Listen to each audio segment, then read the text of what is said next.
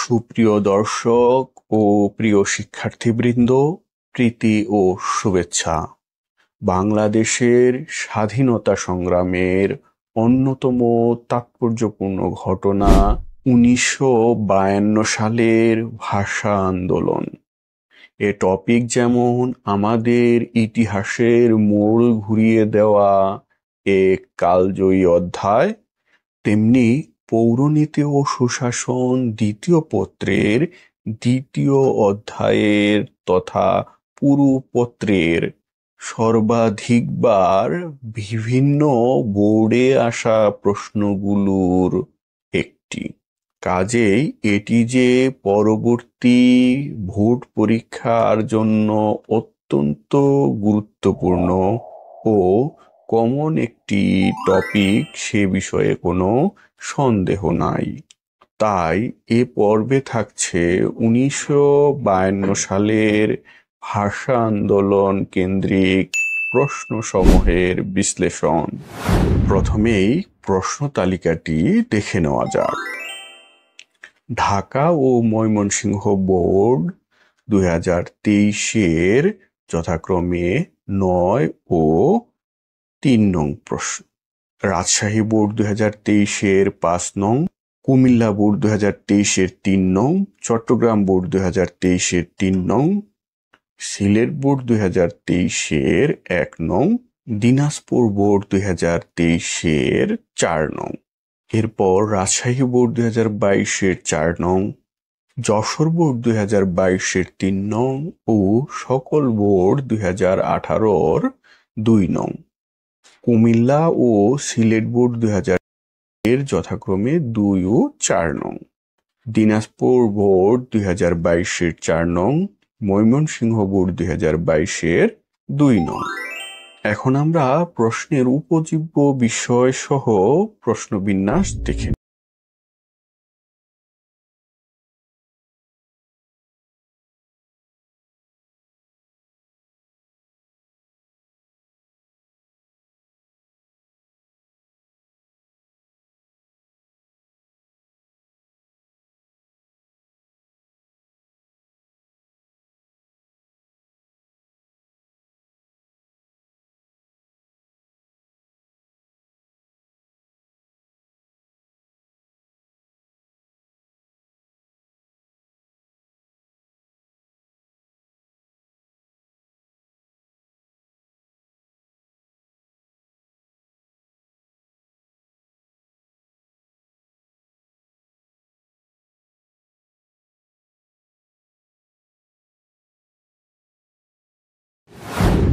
আমাদের আজকের আলোচ্য প্রশ্নটি হচ্ছে কুমিল্লা বোর্ড 2022-এর 2 নং ও সিলেট বোর্ড 2022-এর 4 নং প্রশ্ন।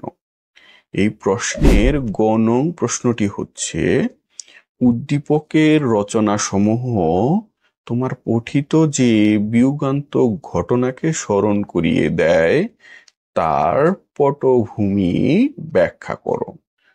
প্রশ্নোত্তর আলোচনায় যেতে যেতে যারা আমার ভিডিওটি দেখছেন অনুগ্রহপূর্বক এটি লাইক করে দিন, আপনার মূল্যবান অভিমত জানাতে ভুলবেন না, আর অন্যদের সাথে একটু বেশি বেশি শেয়ার করুন। প্লিজ সাবস্ক্রাইব বাটনে ক্লিক করে বেল আইকন থেকে অল বাটনটি সিলেক্ট করে নিন। সবাইকে ধন্যবাদ জানিয়ে মূল আলোচনায় যাচ্ছি। উক্ত প্রশ্নের ডেমো উত্তরটি যেমন হতে পারে, উদ্দীপকের রচনাসমূহ আমার পঠিত 1952 সালের ভাষা আন্দোলনের বিয়োগান্তক ঘটনাকে স্মরণ করিয়ে দেয়। 1952 সালের ভাষা আন্দোলন বাঙালি জাতির জীবনে এক অবিস্মরণীয় ঘটনা।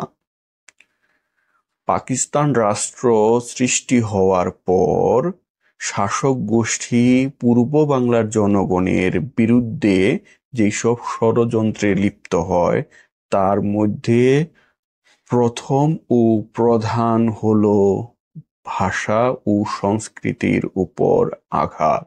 1948 সালে মোহাম্মদ আলী জিন্নাহ ও 52 সালে খাজা নাজিমুদ্দিন কর্তৃক উর্দুকেই একমাত্র রাষ্ট্রভাষা করার ঘোষণার পর বাংলার আপামর জনগণ ক্ষোভে ফেটে পড়ে এবং প্রতিবাদ জানায়। মাতৃভাষার অধিকার রক্ষায় 1948 সালের সংগ্রাম পরিষদ, পরবর্তীতে 1952 সালের 31 জানুয়ারি সর্বদলীয় রাষ্ট্রভাষা সংগ্রাম পরিষদ গঠন করা হয়। পরবর্তীতে 1952 সালের 21শে ফেব্রুয়ারি প্রদেশব্যাপী রাষ্ট্রভাষা দিবস পালনের সিদ্ধান্ত গৃহীত হয়। এর মধ্যে তৎকালীন পূর্ব পাকিস্তানের গভর্নর নুরুল আমিন 20 ফেব্রুয়ারি মধ্যরাত থেকে 144 ধারা জারি করে। কিন্তু ছাত্র সমাজ 144 ধারা ভঙ্গ করে পূর্ব নির্ধারিত 21শে ফেব্রুয়ারি রাষ্ট্রভাষা বাংলা চাই স্লোগান তুলে ঢাকার রাজপথে মিছিল করে। পুলিশ নির্বিচারে মিছিলে গুলি চালায় ও অনেককে গ্রেপ্তার করে। পুলিশের গুলিতে সালাম, বরকত, জব্বার, রফিক সহ নাম না জানা অনেকেই শহীদ হন। এই ছাত্র হত্যার প্রতিবাদে আপামর জনসাধারণ ক্ষোভে ফেটে পড়ে। এরই এক পর্যায়ে 1956 সালের সংবিধানে পাকিস্তানি শাসক গোষ্ঠী উর্দুর পাশাপাশি বাংলাকেও রাষ্ট্রভাষা ঘোষণা করতে বাধ্য হয়। এখন আমরা ঘ নং প্রশ্নটি দেখে নিই। ঘ নং প্রশ্নটি হলো, স্বাধীন বাংলাদেশের অভ্যুদয়ে উদ্দীপকের সাথে সামঞ্জস্যপূর্ণ ঘটনাটির তাৎপর্য বিশ্লেষণ করো। স্বাধীন বাংলাদেশের অভ্যুদয়ে উদ্দীপকে বর্ণিত 1952 সালের ভাষা আন্দোলনে ভাষা শহীদদের আত্মদান পরবর্তীতে সকল সংগ্রামের সূতিকাগার হিসেবে ভূমিকা পালন করে। ভাষা আন্দোলন ছিল পাকিস্তান শাসনামলে বাঙালির অধিকার আদায়ের প্রথম সফল ও ফলপ্রসূ একটি আন্দোলন। এই আন্দোলনের ফলে বাঙালির ন্যায্য অধিকার আদায়ের মাধ্যমে বিজয় অর্জিত হয়। সেই সাথে বাঙালি জাতীয়তাবাদের ভিত্তি রচিত হয়। এই আন্দোলন থেকে বাঙালিরা একটি শিক্ষা অর্জন করতে সক্ষম হন যে আন্দোলন ও সংগ্রাম ব্যতীত কোনো অধিকার আদায় করা সম্ভব নয়। ভাষা আন্দোলন একটি জাতীয় চেতনার জন্ম দেয়। এ চেতনা পরবর্তীতে সকল আন্দোলন সংগ্রামে অনুপ্রেরণা হিসেবে কাজ করে। ভাষা আন্দোলনের প্রেরণায় 1954 সালের প্রাদেশিক নির্বাচনে বাঙালিরা অভূতপূর্ব বিজয় অর্জন করে। 1962 সালের শিক্ষানীতি বিরোধী আন্দোলনেও ভাষা আন্দোলন অনুপ্রেরণা যোগায়। 1966 সালে 6 দফা ভাষা আন্দোলনের ফলে উৎসারিত চেতনারই সম্প্রসারিত রূপ। একইভাবে 1969 গণঅভ্যুত্থান ও 1970 সালের নির্বাচনে এর প্রভাব লক্ষণীয়।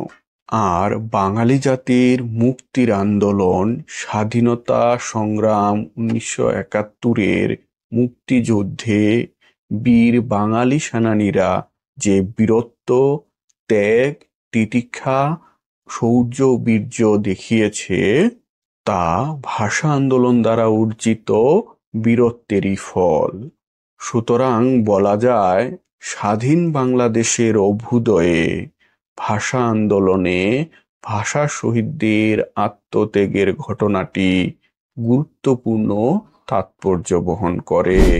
ভাষা আন্দোলনের মতো এত গুরুত্বপূর্ণ একটা টপিকের আজকের পর্বটি এ পর্যন্তই। আশা করি ভিডিওটি আপনাদের ভালো লেগেছে। ভিডিওটি ভালো লাগলে অবশ্যই অন্যদের সাথে শেয়ার করুন। আপনাদের সকলের সুস্বাস্থ্য ও নিরাপদ জীবন প্রত্যাশা রেখে আজকের মতো বিদায় নিচ্ছি। আল্লাহ হাফেজ।